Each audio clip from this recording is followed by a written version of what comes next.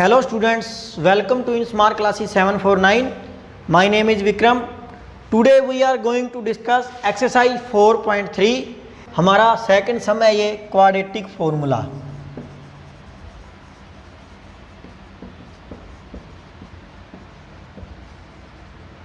इसी का first part है, वो कह रहा है अभी इस जो हमने फर्स्ट पार्ट किया है ना, इसको क्वाड्रेटिक फॉर्मूले से सोल्व करो। 2x का square minus 7x plus 3 is equal to 0। अब इस इक्वेशन को हमने कंपेयरिंग करना है।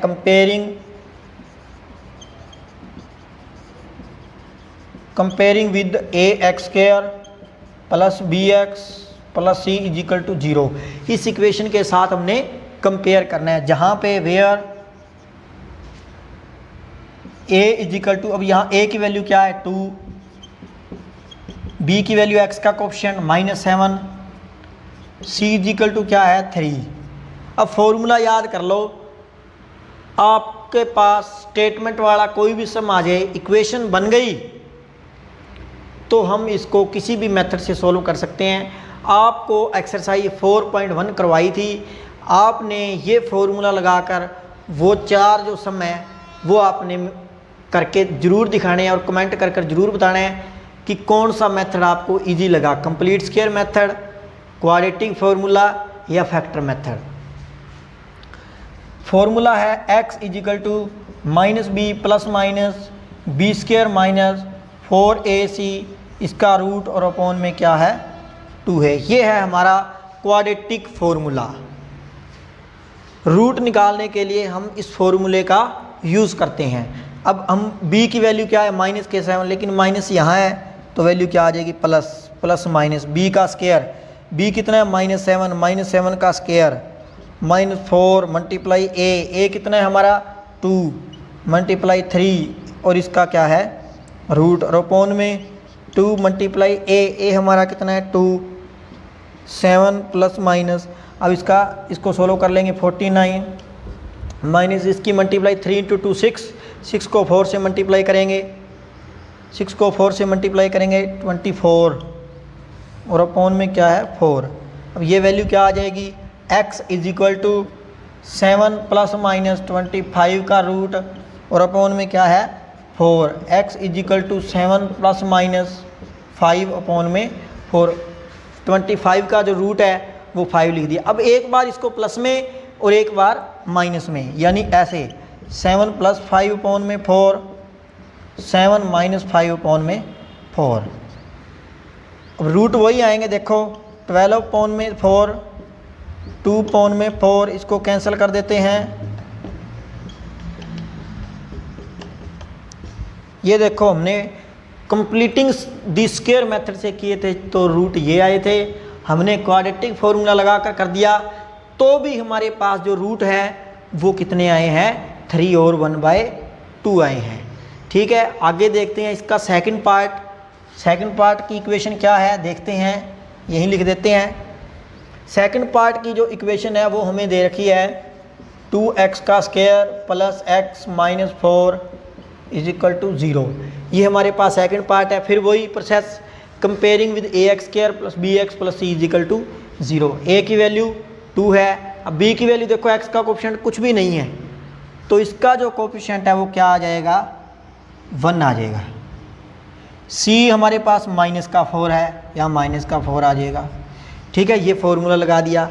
अब b की वैल्यू क्या है प्लस के 1 है, फॉर्मूले में क्या है माइनस के 1, तो यहाँ कितनी वैल्यू आ जाएगी माइनस के 1, तो यहाँ कितनी वैल्यू आ जाएगी -1 का स्क्वायर -4 मल्टीप्लाई a हमारा कितना है 2 मल्टीप्लाई c हमारा कितना है 4, तो यहाँ माइनस के 4 आ जाएंगे। 2 इंटू a हमारा 2 है, नीचे सेम रहेगा, यहाँ -1 प्लस माइनस 1 का स्क्वायर करेंगे तो वैल्यू क्या आएगी -1 का स्क्वायर करेंगे तो 1 माइनस माइनस क्या आ जाएगा प्लस। 4 को 4 से करेंगे 16 को 2 से करेंगे 48, तो प्लस के क्या बन जाएंगे 48। यहाँ इसको रफ करके कर देते हैं। अब यहाँ पे देखो -1 प्लस माइनस 49 का रूट और अपॉन में है 4, x is equal to -1 plus minus 7 upon में 4। 49 जो है 7 का रूट होता है, क्लियर है ये पॉइंट, बिल्कुल सिंपल है, डोंट वरी अबाउट दैट। अब हमारे पास देखो क्या वैल्यू आएगी, -1 प्लस 7 अपॉन में 4, -1 माइनस 7 अपॉन में 4, यानी एक बार इसको प्लस में लिख दिया और एक बार इसको माइनस में लिख दिया। ये वैल्यू आ जाएगी 6 अपॉन में 4, ये वैल्यू आ जाएगी -8 अपॉन में 4, यानी 7 माइनस 1 यानी क्या हो गया 6 अपॉन में 4, और ये वैल्यू क्या आ गई -8 अपॉन में 4, 2। एक हमारे पास आ गया 3 अपॉन में 2 और एक हमारे पास आ गया -2। यही हमने फाइंड आउट करना था कि इसके जो 2 रूट है वो क्या हैं, तो इसके 2 रूट कौन से हैं, 3/2 और -2। ये हमारा सेकंड पार्ट था जो हमने दोनों मेथडों से कंप्लीट कर लिया है, कंप्लीटिंग द स्क्वायर और किससे कर लिया, क्वाड्रेटिक फॉर्मूले से। अब इसका थर्ड पार्ट देखते हैं क्या है उसमें, बस स्टेटमेंट यहाँ से चेंज कर देते हैं। थर्ड पार्ट में क्या है, थर्ड पार्ट है 4x का स्क्वायर प्लस 4√3x प्लस में क्या है 3 और इजिकल टू 0। अब देखो इस वैल्यू को चेंज कर देते हैं थोड़ा, यहाँ से अब इसको रफ कर देते हैं।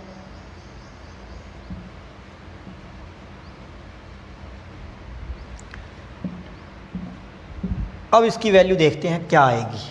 a कितना है हमारा 4, b कितना है 4√3, c कितना है हमारा 3, इसमें वैल्यू पुट कर देंगे।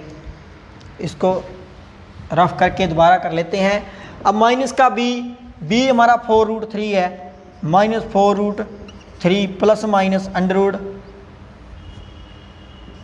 4√3 का स्क्वायर, ये प्लस का है, -4 मल्टीप्लाई a हमारा कितना है 4 मल्टीप्लाई c हमारा कितना है 3 अपॉन में 2 मल्टीप्लाई 4√3 प्लस माइनस, अब 4√3 का स्क्वायर करेंगे, 4 को 4 से मल्टीप्लाई करेंगे 16 को 3 से करेंगे 48।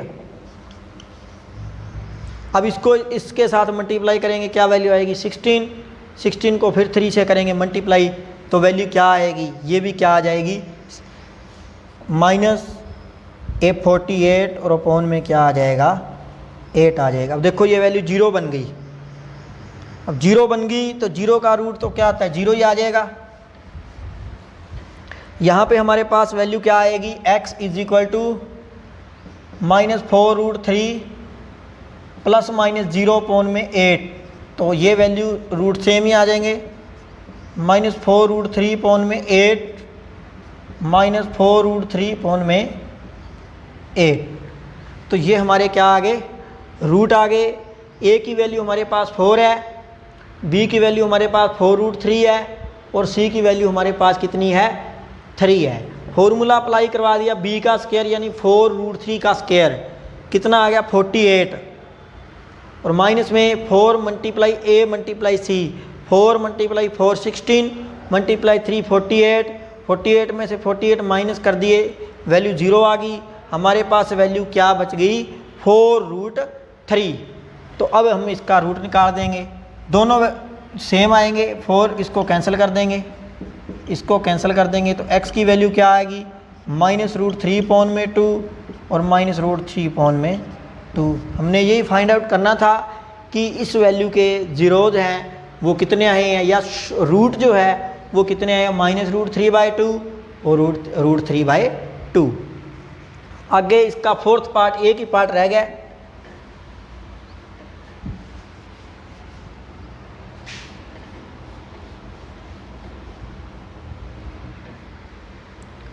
फोर्थ पार्ट है इसी का 2x² plus x plus 4 is equal to 0, ये है फोर्थ पार्ट। वही कंपेयरिंग कर लेंगे, a की वैल्यू 2 है, b की वैल्यू 1 है,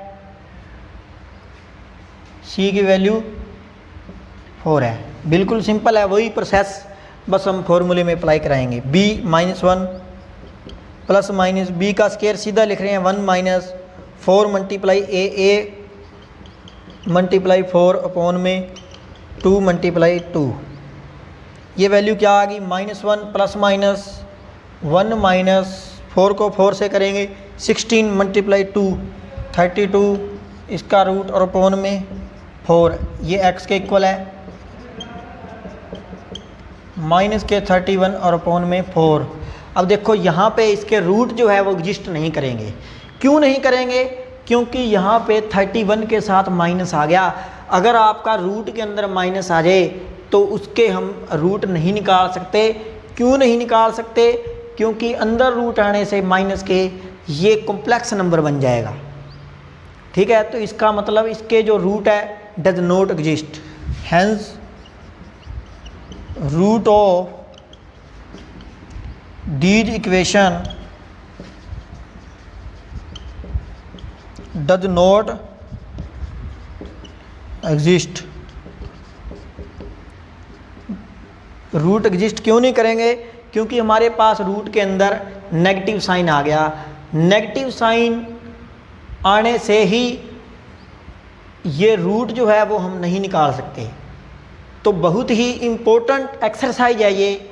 100% एग्ज़ाम में 5 मार्क्स का 4 मार्क्स का क्वेश्चन इस एक्सरसाइज में से ज़रूर आता है।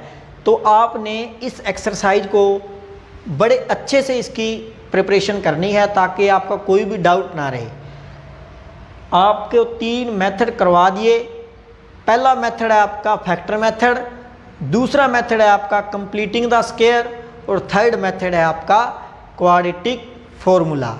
आप इन तीनों मेथडों से स्टेटमेंट में कोई भी सम आपको आ जाए, कोई भी स्टेटमेंट वाला, जैसे हमने पीछे सम किए थे 4.2 के 4.1 के, आप किसी भी मेथड लगाकर कोई भी मेथड फैक्टर मेथड से करो, कंप्लीटिंग द स्क्वायर मेथड से करो, उसमें कोई भी वो नहीं है कि हमने वही मेथड लगाना है, फैक्टर मेथड ही लगाना है। लेकिन जब हमें इक्वेशन दे दी जाए, जैसे ये इक्वेशन दे दी जाए, अगर उसने कह दिया एग्ज़ाम में कह दिया कि इसको कंप्लीटिंग द स्क्वायर से करो, तब हम इसको क्वाड्रेटिक फॉर्मूले से सोल्व नहीं कर सकते, क्योंकि तब हमें कंप्लीटिंग स्क्वायर मेथड ही लगाना पड़ेगा।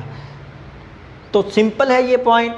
तो आपने ये पहले 2 सम क्वाड्रेटिक फॉर्मूला और कंप्लीटिंग द स्क्वायर हो चुके हैं। इसके एग्जाम्पल आपने ट्राई ज़रूर करने हैं, क्योंकि कई बार एग्जाम्पल में से भी एग्ज़ाम में पूछ लिया जाता है।